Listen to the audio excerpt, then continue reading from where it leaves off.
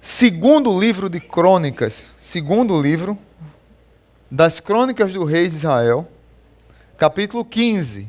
Você vai lá no meio da Bíblia, Salmo, aí você volta um pouquinho, você vai encontrar esse livro. Eu espero que você não se espante, que tem esse livro na Bíblia. Porque muita gente pode dizer assim, poxa, eu conheço as crônicas de Nárnia, as crônicas de A&D, as crônicas daquele dramaturgo, esqueci o nome dele, que escritor, esqueci agora, que tem até no Fantástico, das antigas. Eu espero que você não esteja pensando nessas crônicas, mas as crônicas que eu estou falando é na Bíblia, dos reis de Israel, tem esse livro na Bíblia, tá bom? Crônicas capítulo 15, segundo livro de Crônicas, das Crônicas do Rei de Israel, capítulo 15, amém? Tem alguma misericórdia que eu espero? Tem misericórdia, então vamos esperar. Quando chegar amém, diga amém. Amém, vamos lá. Diz assim a palavra de Deus. Você abre e deixa aberto. O Espírito de Deus veio sobre Azarias, filho de Odede. Ele saiu para encontrar-se com Asa e lhe disse: escute-me, Asa, e todo o povo de Judá e de Benjamim. O Senhor está com vocês quando vocês estão com ele. Se o buscarem, ele deixará que o encontrem. Mas se o abandonarem, ele os abandonará. Durante muito tempo, Israel esteve sem um verdadeiro Deus, sem sacerdote para ensiná-lo e sem a lei. Mas em sua angústia, eles voltaram para o Senhor, o Deus de Israel. Buscaram-no e ele deixou que o encontrassem.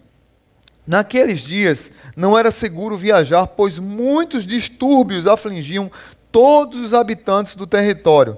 Nações e cidades se destruíam umas às outras, pois Deus as estava afligindo com toda espécie de desgraças.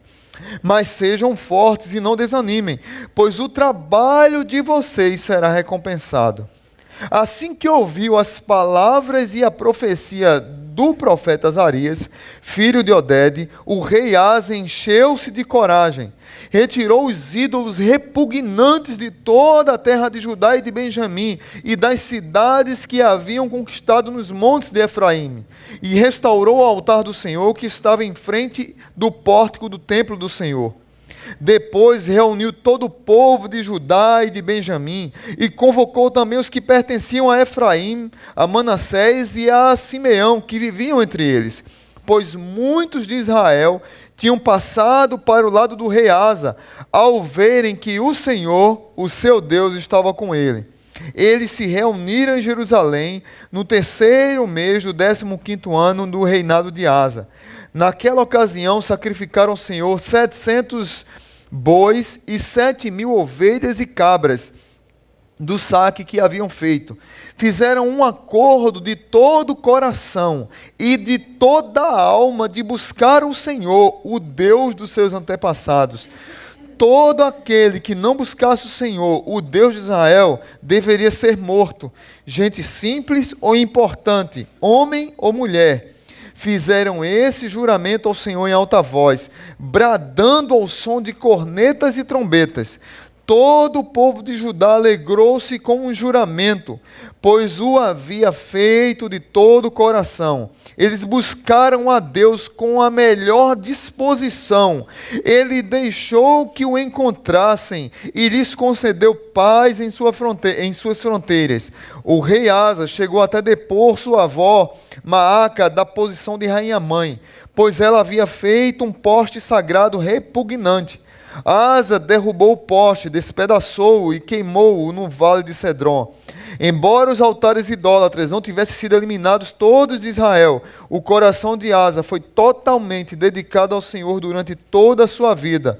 Ele trouxe para o templo de Deus a prata, o ouro e os utensílios que ele e seu pai haviam consagrado. E não houve mais nenhuma guerra até o 35º ano do seu reinado. Aleluia. Pai, que a Tua palavra encontre em nossos corações abrigo e que o altar do nosso coração seja renovado. Obrigado por nos incomodar com essa série de mensagens, por nos trazer à luz a tua palavra, nos desafiando a reacender a chama espiritual que há em nós. É possível, Senhor, voltarmos a caminhos retos. É possível voltarmos à intimidade contigo. É possível voltarmos a desfrutar da tua companhia, da tua intimidade. Então aquece o nosso coração, Deus. Nos restaura. No nome de Jesus. Amém. Boas intenções de servir a Deus não garantem que o nosso altar não quebre, não fique manchado, não fique sujo diante do nosso Deus. Hoje é um dia especial por ser dia dos pais. E como homens, como líderes do nosso lar, nós temos uma grande responsabilidade de manter, assim como Asa, o altar de Israel, que ele simbolizava como um pai da nação, como um líder da nação. Nós precisamos trazer para a nossa casa o altar do Senhor e restaurar esse altar. Mas também restaurar o altar do nosso coração. Como é que está você individualmente? Como é que está você comunitariamente? Como igreja, como família na sua casa? O rei Asa, desde o início, tinha propósito no seu reinado. Ele foi um rei bom, apesar do seu pai não ter sido um bom rei. Ele era tão respeitado em Israel e se esperava tanto dele, que em 1º livro dos Reis, capítulo 15, verso 4, quando fala do seu pai Abias, e vai falar que ele tem um filho, chamam Asa de lâmpada em Jerusalém. Diz assim o texto: no entanto, por amor de Davi, o Senhor, seu Deus, concedeu-lhe uma lâmpada em Jerusalém, dando-lhe um filho como sucessor e fortalecendo Jerusalém. Você vê isso lá em 1 Reis capítulo 15. Mas mesmo assim, mesmo sendo um bom rei, mesmo sendo um homem que influenciou a nação, influenciou a sua geração, teve um momento no seu reinado que o altar estava manchado, sem vida e sem cor.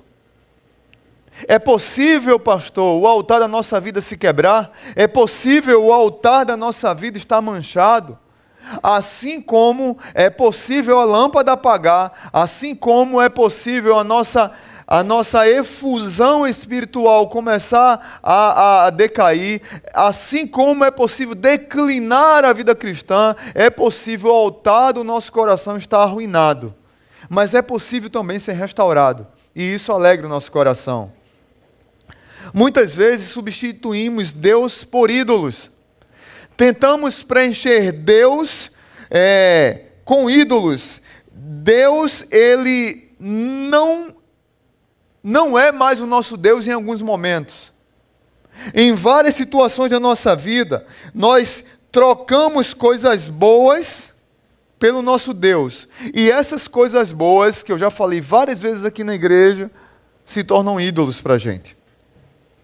E é triste que essas coisas começam a roubar o lugar do Senhor, começam a roubar nossa comunhão com Deus, começam a roubar nossa comunhão com a palavra, com a própria igreja do Senhor, mas o problema é que às vezes até a nossa comunhão com a igreja, o nosso ativismo, o nosso trabalho, a idolatria, o nosso casamento, a nossa conta bancária se torna um Deus na nossa vida.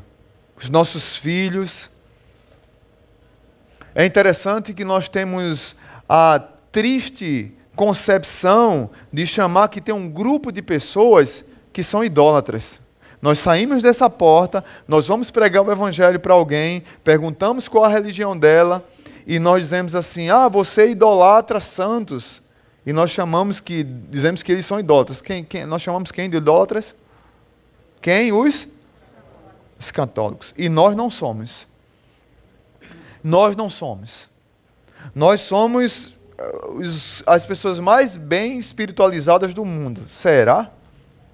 Será que nós não temos os nossos deuses de estimação e abandonamos o nosso Deus, como fez o povo de Israel, assim no período do rei Asa?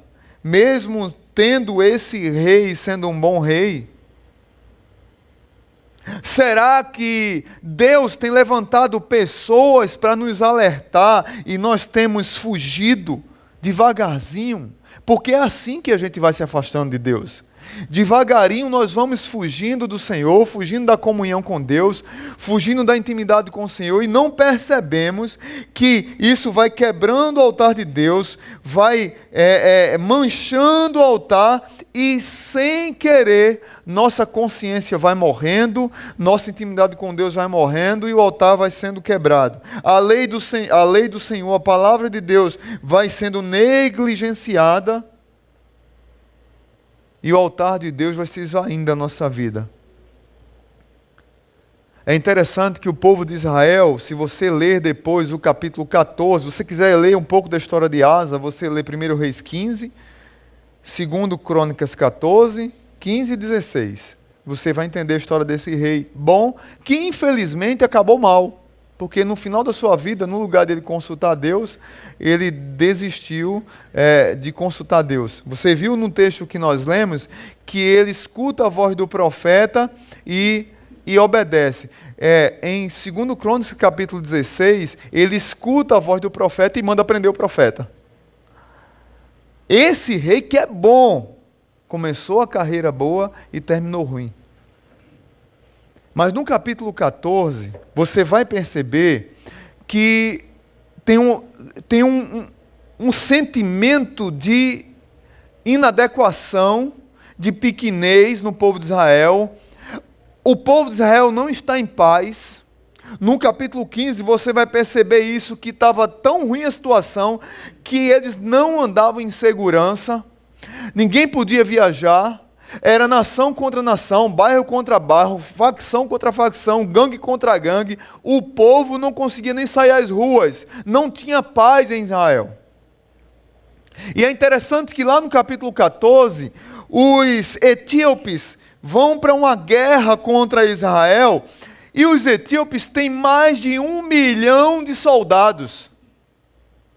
E se você observar aqui, o povo de Judá era reino dividido, e você sabe que quando houve a divisão do reino de Israel, 10 tribos foram para o norte, 10 tribos foram para o norte, e ficou como a tribo, o reino de Efraim, o reino de Israel, e do outro lado sul ficou a tribo de Judá e a tribo de Benjamim. Reino do sul e reino do norte. Asa foi rei da parte sul. Ou seja, tinham apenas 2 tribos. A tribo de Judá tinha 300 mil soldados, e a tribo de Benjamim tinha 280 mil soldados, mas os etíopes tinham mais de 1 milhão de soldados. Como é que a gente vai vencer essa batalha?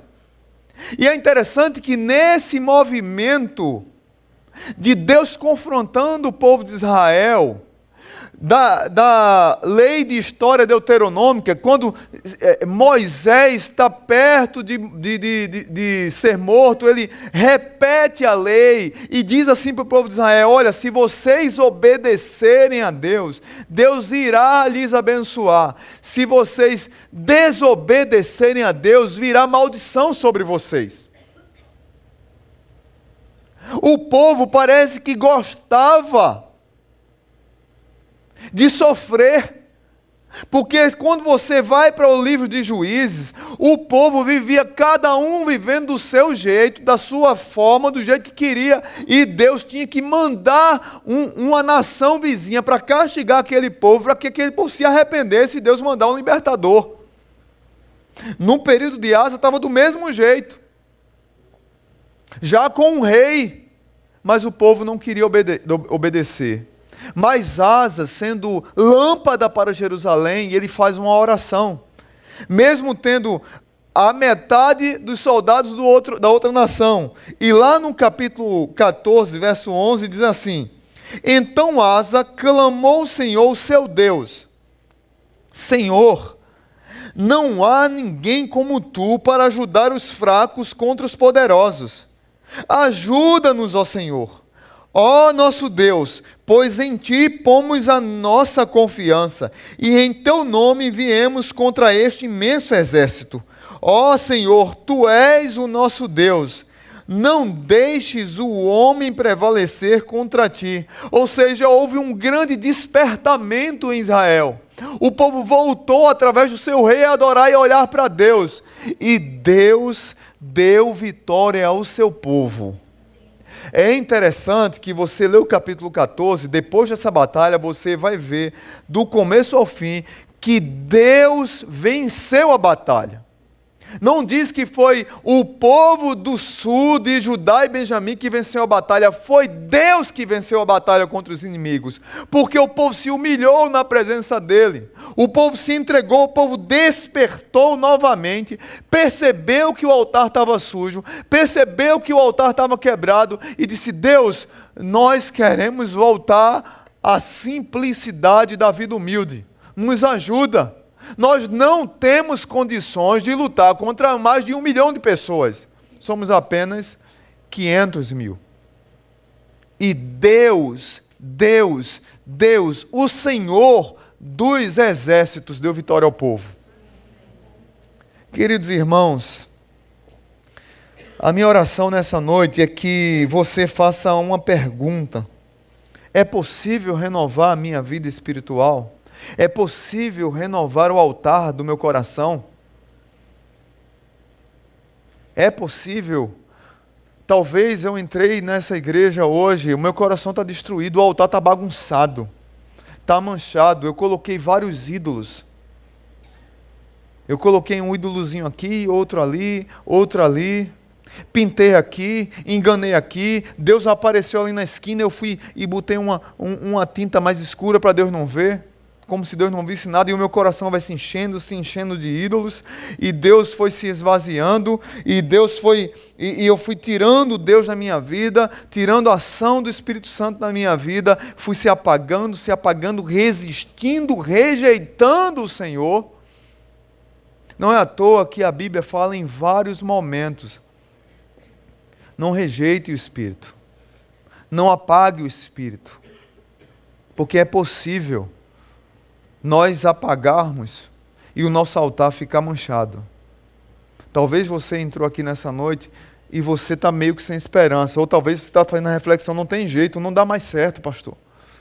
Não dá mais certo, eu estou mal mesmo, eu venho para a igreja só eu venho no tranco, alguém empurra e eu chego.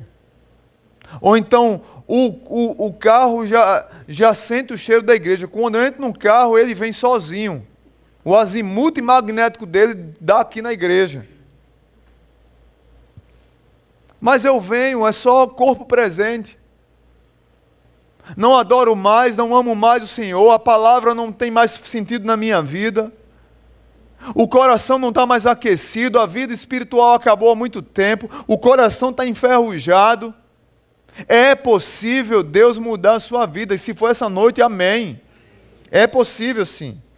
Como renovar o altar da minha vida? Primeiro, queria tirar algumas lições para nós. Primeira lição: ouça a palavra. Amém? Deixa eu beber água, aí você diz assim para a pessoa: ouça a palavra. Aí você diz para o outro que está do lado: ouça a palavra. Deixa eu beber água de novo. Ouça a palavra. Verso 2: ele saiu para encontrar-se com Asa e disse: escute-me, Asa. Escute-me, Asa, e todo o povo de Benjamim e Judá. Ele falou para o indivíduo e falou para a comunidade. Falou para todos. O altar, para ser renovado, a primeira coisa que nós precisamos fazer é ouvir a palavra de Deus. Deus envia pessoas, Deus manda profetas, Deus manda líderes, Deus manda pessoas que nós amamos, e às vezes pessoas até que nós não amamos, para nos alertar. Deus nos dá a palavra para nós lermos, Deus nos dá um grupo de amigos para nos despertar, para nos chamar a atenção. Deus nos dá pai, mãe, líderes espirituais para nos confrontar, e muitas vezes nós não queremos ouvir. Nós não queremos ouvir a palavra de Deus, o nosso coração está duro, o nosso ouvido, nós queremos tapá-lo para não ouvir nada. Porque muitas vezes, para muitas pessoas, a palavra de Deus já está causando coceira no ouvido, como diz lá em Timóteo. Porque nós desistimos. E nós queremos só um coração ser afagado. Nós não queremos nenhuma palavra de confronto. Nós não queremos nenhuma palavra que nos convide a buscar a Deus. Que nos estimule a nos arrependermos. Que acenda a chama do nosso coração.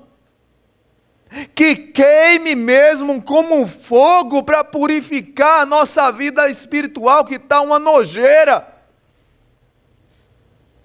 E muitas vezes nós não queremos essa palavra, mas se eu quero que o altar seja renovado, eu preciso ouvir essa palavra. Eu preciso estar com o coração aberto, com o ouvido bem atento para ouvir essa palavra, para que essa chama volte a acender, para que a esperança volte, para que a luz chegue, para que as palavras que são anunciadas façam meu coração arder novamente de esperança. O povo de Israel havia perdido a esperança. O povo de Israel estava passando por momentos de angústia e dor. Se você ler novamente o verso 2 até o 5, mais ou menos, até o 6, você vai perceber como eles estavam mal, afligidos, muitas lutas, muitas batalhas. É tão interessante que Deus, através do profeta, diz assim para eles: mas sejam fortes e não desanimem, pois o trabalho de vocês será recompensado. Que trabalho! Que trabalho! O trabalho de ouvir Deus e buscá-lo. O trabalho de ouvir Deus e querer se encontrar com Ele. Veja o verso 2 novamente, lá no final diz assim: o Senhor está com vocês quando vocês estão com Ele. Se o buscarem, Ele deixará que o encontrem, mas se o abandonarem, Ele os abandonará. Meus irmãos, Deus não fica brincando com a gente de gato e rato, nem de esconde-esconde. Nós é que fugimos de Deus. Mas para que nós compreendamos a palavra, parece que Deus está se escondendo e a gente está em busca dele, não é isso? Mas a ideia não é essa. A ideia é que Ele está o tempo todo disponível. E nós é que fugimos dele. Nós é que não queremos aproximar dele, porque aproximar de Deus vai mudar nossa história e nossa vida, vai mudar nossas prioridades, vão mudar nossas atitudes. Mas eu não quero ouvir a Deus, porque tem muitas coisas da minha vida que eu não quero mudar. E aí o profeta diz: busquem que vocês vão encontrá-lo. Nós temos buscado a Deus, gente. A minha oração é que Deus dê uma sede por Ele, na minha e na sua vida, na Igreja Batista Zona Sul, que nós tenhamos sede de Deus, fome de Deus, que o Senhor aqueça o nosso coração para mudar a nossa mente. Paulo diz que nós precisamos transformar a nossa mente. Bertold Brecht dizia que não há progresso sem mudança, e quem não consegue mudar a sua própria mente acaba não mudando coisa nenhuma. Paulo diz: renovai-vos pela transformação da vossa mente, para que experimentei a boa, agradável e perfeita vontade de Deus. Como é que eu vou mudar a minha mente? Buscando o Senhor, estando mais próximo dEle, ouvindo a sua palavra. Então, primeira lição é: ouça a palavra. Segunda lição: como posso renovar o altar do Senhor na minha vida? Obedeça a palavra. Amém? Parece que é palavrão hoje, falar em obediência à palavra, não é? A gente tem que obedecer a tudo que o mundo tem dito aí hoje, menos a palavra. Segunda-feira eu chorei, eu fiquei mal pra caramba, porque eu estava assistindo aquela audiência pública, consulta sobre o aborto, e colocaram vários sacerdotes para falar, sacerdotes contra o aborto antes, e depois colocaram uma, entre aspas, pastora para falar, formada por um seminário nosso, da nossa denominação batista. Hoje ela parece que está na igreja luterana. E a mulher falou bonito, falou com aquela coisa, aquela eloquência toda, usando texto absurdamente fora de contexto. Absurdamente, pessoas que você vê que tem a maldade no coração naquilo que está fazendo. E foi aplaudida por todos. Parecia que era um negócio montado. Todos que eram contra o aborto antes. E ela, representando os religiosos também depois. A Bíblia diz que Deus muitas vezes o coração do povo é tão duro que Deus envia a operação do erro para manter o coração do povo mais duro.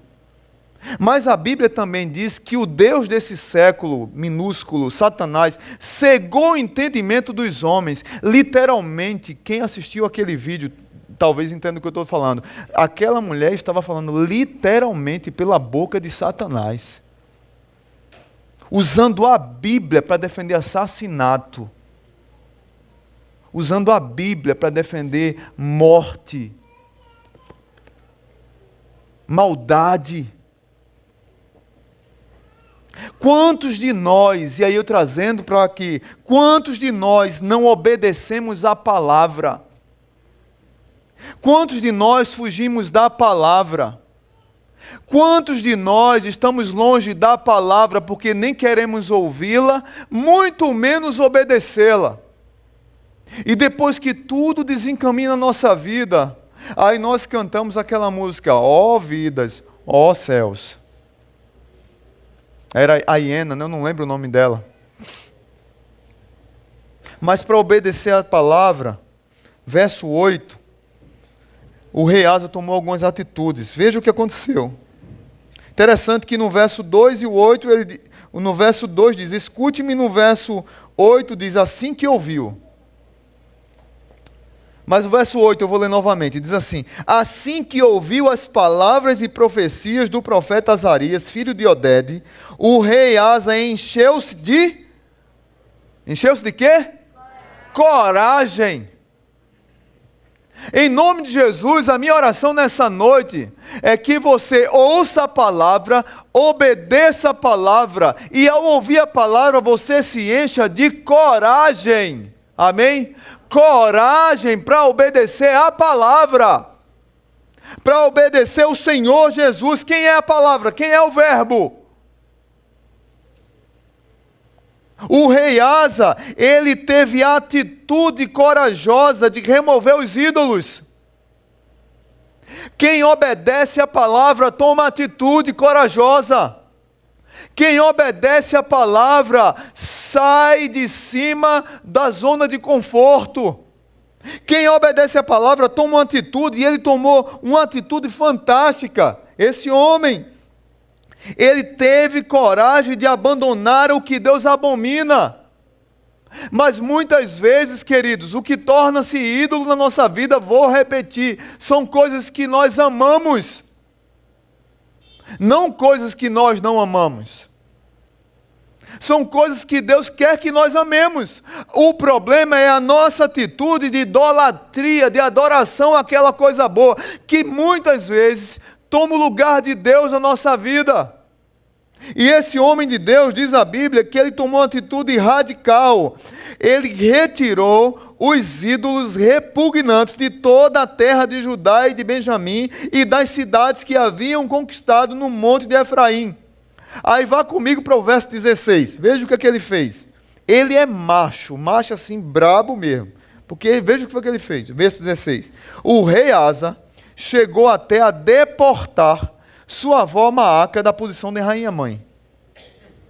pois ela havia feito um poste sagrado repugnante. Asa derrubou o poste, despedaçou e queimou no vale de Cedron, que era um lugar para jogar resquício, resto de conquistas ou coisas queimadas. Ele reinou muito novo. Provavelmente a Maaca, ela por muito tempo, ela assumiu muita coisa. E ele teve coragem de deportar a avó dele, porque ela havia abandonado Deus e tinha trazido ídolos para dentro da sua casa. Quantos de nós, queridos, estamos enchendo os nossos corações de ídolos? Colocando dentro desse templo aqui ídolos, e nós idolatramos esses ídolos. E nós não percebemos. São coisas boas, às vezes é entretenimento, às vezes é um artista, às vezes é o nosso time de futebol, às vezes é o nosso carro. Tem algum homem aqui que adora carro? Não, né? Não.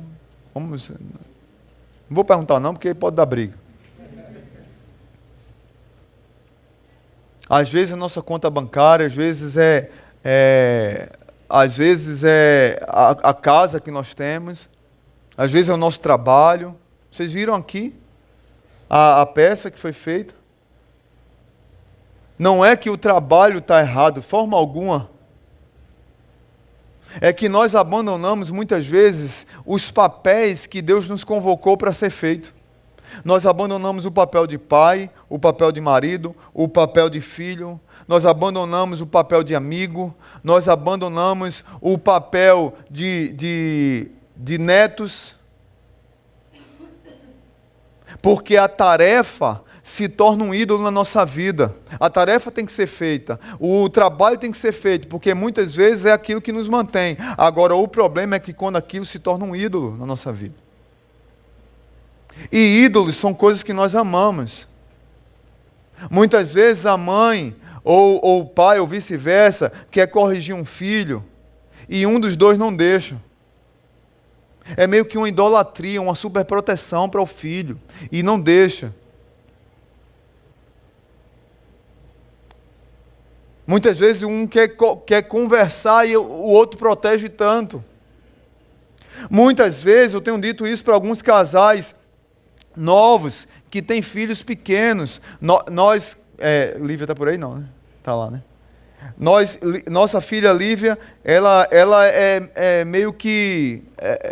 todas as doenças que eu tive na infância, ela tem. Sinusite, ite, tudo que for de ite, você achar que eu tenho, ela tem também, né? Aí, Lívia teve algumas pneumonias que eu tive, e ela ficava muita febre, muito problema de respiração, e nós começamos a colocar a Lívia para dormir com a gente. Eu já contei isso para a igreja, mas muita gente aqui nunca ouviu. E eu tenho um coração mais mole. Geisa bota moral lá em casa, o negócio é ao contrário.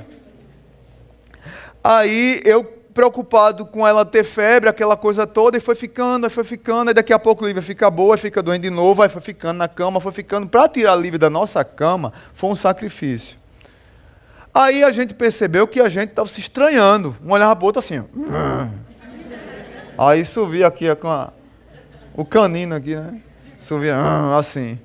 Até que um dia, glória a Deus por Tolkien, até que um dia eu estava dormindo e dei um pulo da cama assustado, né? Porque eu tive um pesadelo. Eu sonhei com Sméagol na minha cama. Imagine de madrugada aquela coisa linda olhando para você. Sméagol com um dedo de fogo, assim, entre eu e Geisa, assim, ó. Sméagol deu um pulo da cama, mas Geisa, o que foi, homem? O que foi? Isso foi Sméagol. Disse, o que ele está, Sméagol, está aqui no quarto. Ela disse, não, que tá doido, menino, não estou doido não. Sméagol quer separar a gente. Ela vai namorar com Sméagol, não acredito. Misericórdia, né? My precious. Queridos irmãos, louvado seja Deus por toque, porque me assustou naquele dia. E eu disse, Lívia, a partir de hoje vai para o quarto dela e a gente vai namorar e fazer as pazes. Oh, glória! Que dia feliz na minha vida. Mas muitos de nós, irmãos, a gente não percebe, mas a gente vai colocando... Não deixei de amar a minha filha, nem ela, só que cada um no seu lugar e Deus no lugar dele. E o casamento consertado, o altar do nosso casamento consertado. E eu já era pastor aqui, isso não faz muito tempo, faz, sei lá, uns 6, 7 anos. É interessante que quando nós não obedecemos à palavra, a gente vai se desviando e a gente não percebe que a gente não tem mais a sensibilidade de pôr o pé no freio. E nós vamos atraindo mais ídolos para a nossa vida. Mas quem obedece à palavra ainda tem outra atitude corajosa. Se você esquecer de tudo que ouviu hoje, a minha oração é que você lembre do verso 8.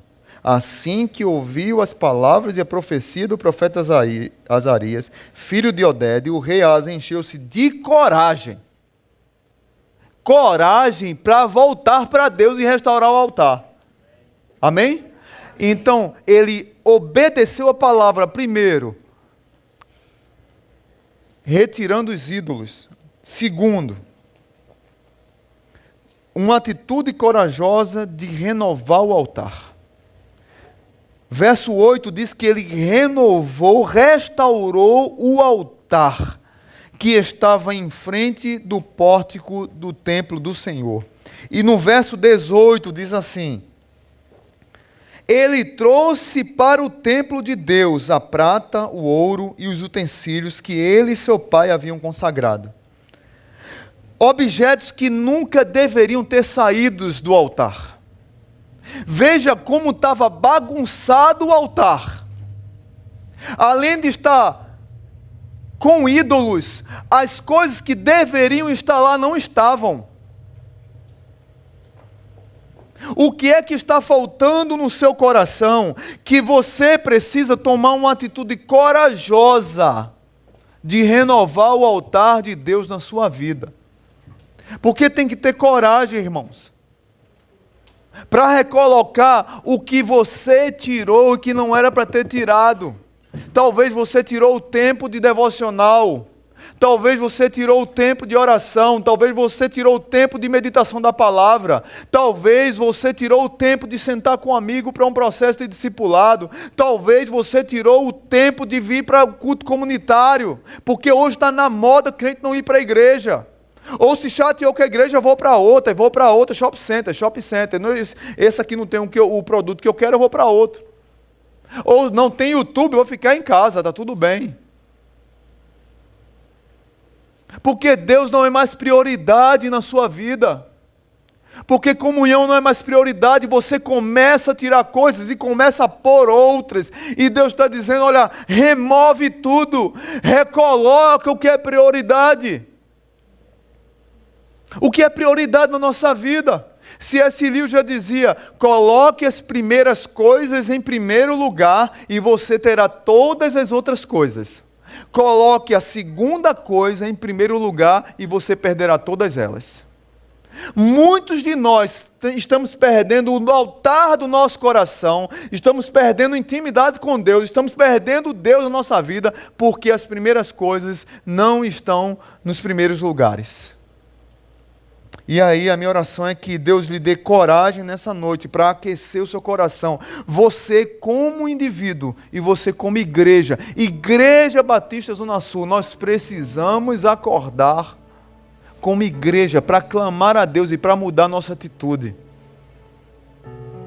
É tão interessante isso, gente. Tão interessante. Que esse rei, para encerrar, teve coragem de fazer uma aliança com o Senhor. O verso 12 ao 15 diz que o povo de Israel fizeram um acordo de todo o coração, de toda a alma para buscar o Senhor, o Deus dos seus antepassados.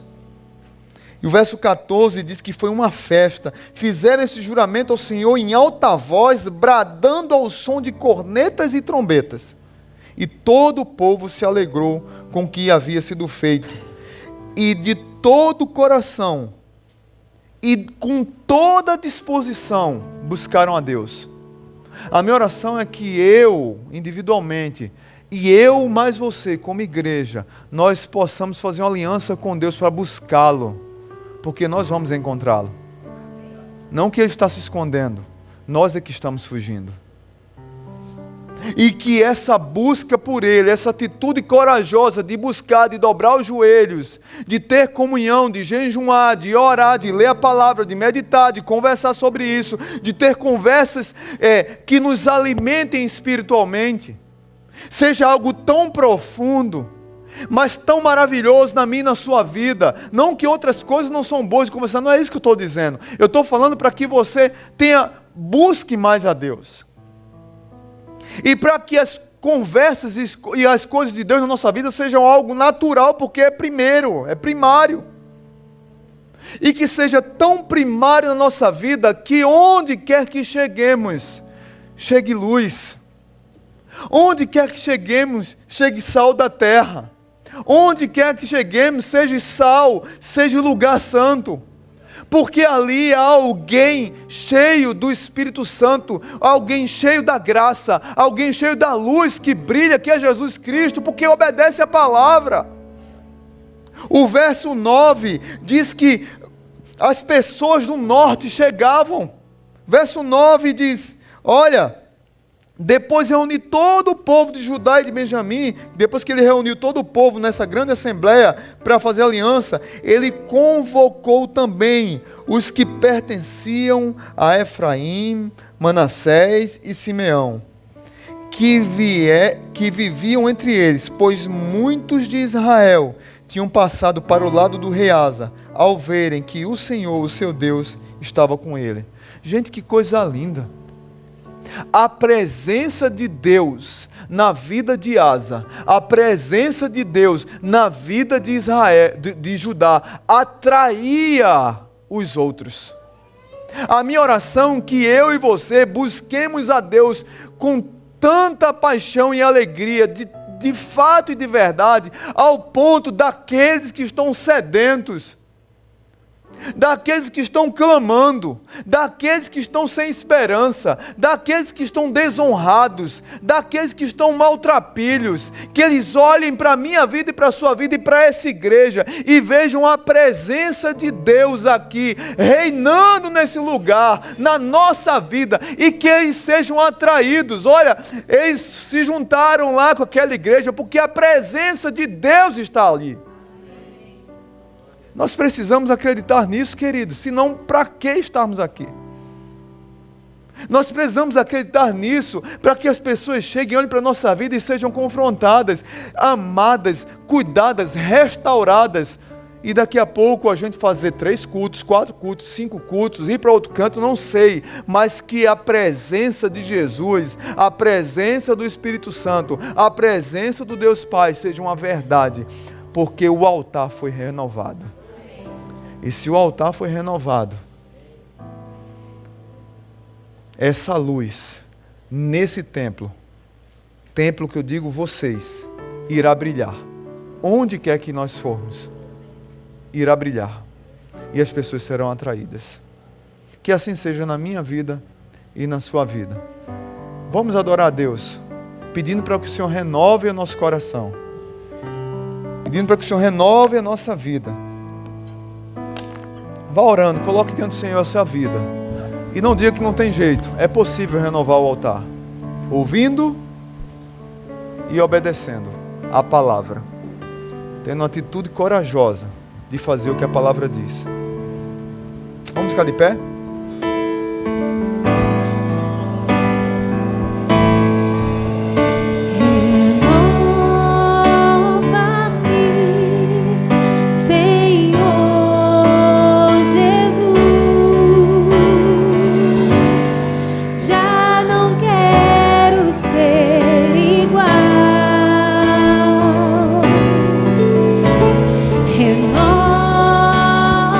Renova-me,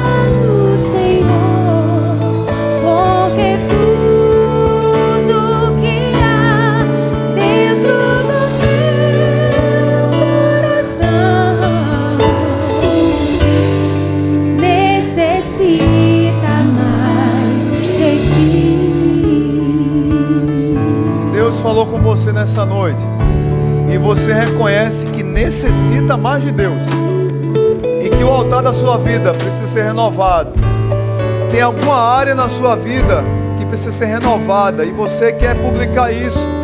Ah, Senhor, eu quero sair daqui renovado, eu quero renovar o altar. É uma decisão sua, ninguém sabe o que é que precisa ser restaurado no seu coração. É você e Deus. Mas se Deus falou contigo hoje, sai do seu lugar, vem aqui à frente, eu quero orar por você. Essa série tem falado muito ao meu coração. Eu resolvi pregar ela porque eu precisava pregar ela para mim primeiro. Então se Deus falou com você, sai do seu lugar, não se constranja, é seu tempo com o Senhor. Deus tem áreas na minha vida que precisam ser restauradas, tem ídolos que têm sido colocados. Eu preciso ter coragem de ouvir e obedecer. Eu preciso ter coragem de assumir um compromisso contigo.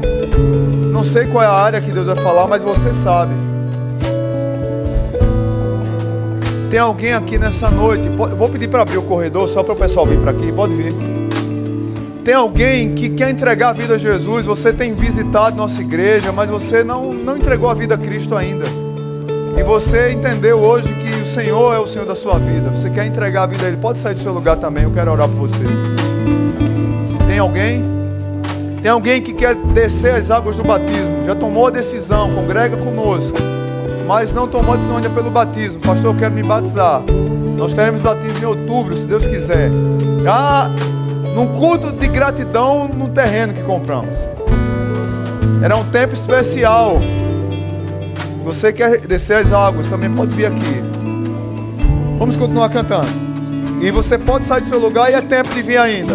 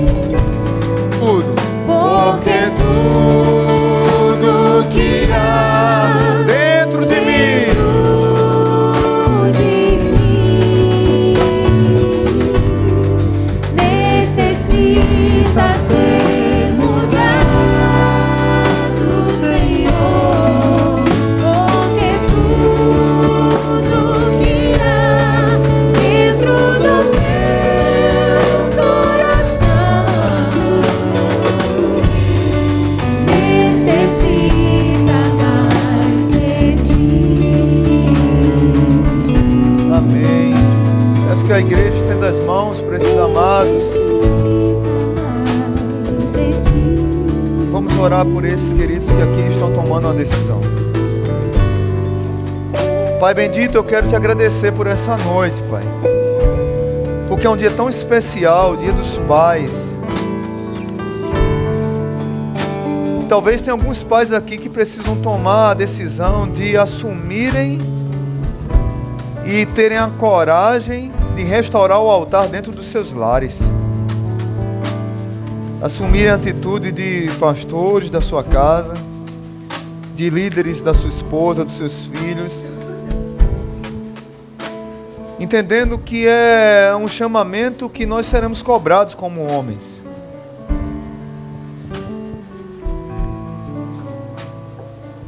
Ou seja, nós precisamos restaurar o altar comunitário na nossa casa. Nós precisamos restaurar o altar comunitário como Igreja Batista Zona Sul. Nós precisamos restaurar o altar do nosso coração individualmente. Como é que está o nosso coração, Deus? Sonda os nossos corações, Pai. Quebranta. Coloca em nossos corações, Pai, arrependimento genuíno, verdadeiro.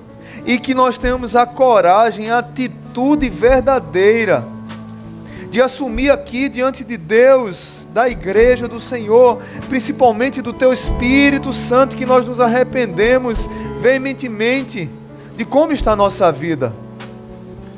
Nós não temos ouvido a Tua palavra porque nós queremos tapar os nossos ouvidos à Tua palavra. Nós não temos obedecido porque nem sequer a ouvimos.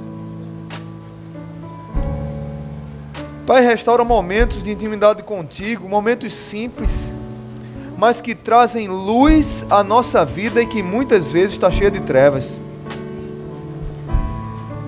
Que as pessoas possam olhar para nós e ver a presença do Senhor e que sejam atraídas, porque nos quebrantamos, Pai, porque buscamos. O Senhor sempre está disponível. A aliança sempre está pronta, mas nós é que quebramos a aliança, não é o Senhor. Pai, ajuda a Tua igreja, traz o Teu povo à intimidade, traz o Teu povo ao despertamento espiritual, traz o Teu povo à busca verdadeira. A Tua Bíblia, a Tua palavra diz: se o Teu povo que se chama pelo Meu nome se humilhar, orar e me buscar. Pai, restaura o altar do nosso coração, Pai. Que aqueles ídolos que temos colocado, que o Senhor comece a remover um por um. Coloca a Tua luz em cima, Pai. Coloca a Tua luz em cima para que nós enxergamos como é que está a nossa alma, o nosso coração, e que tenhamos a coragem de dizer: está ruim isso aqui, eu tenho que limpar e reconstruir. O Senhor está comigo. O Senhor me ama. O Senhor me trouxe até aqui para tomar essa decisão porque o Senhor quer restaurar a minha vida. Pai, se tem vidas aqui que entregou o seu coração ao Senhor, obrigado por elas, Pai. Tomaram a melhor decisão das suas vidas. E dá força àqueles que estão aqui à frente, entendendo que precisam renovar. Que o amor de Deus o Pai, que a graça maravilhosa de Jesus e que a comunhão do Espírito Santo esteja sobre nós nessa semana, que temos uma semana cheia da Tua graça, da Tua bondade, da Tua paz e principalmente cheio da presença de Jesus em nossa vida. No nome de Jesus, a quem oramos e agradecemos. Aplauda o Senhor. Abraça o irmão, dê uma palavra de bênção para ele.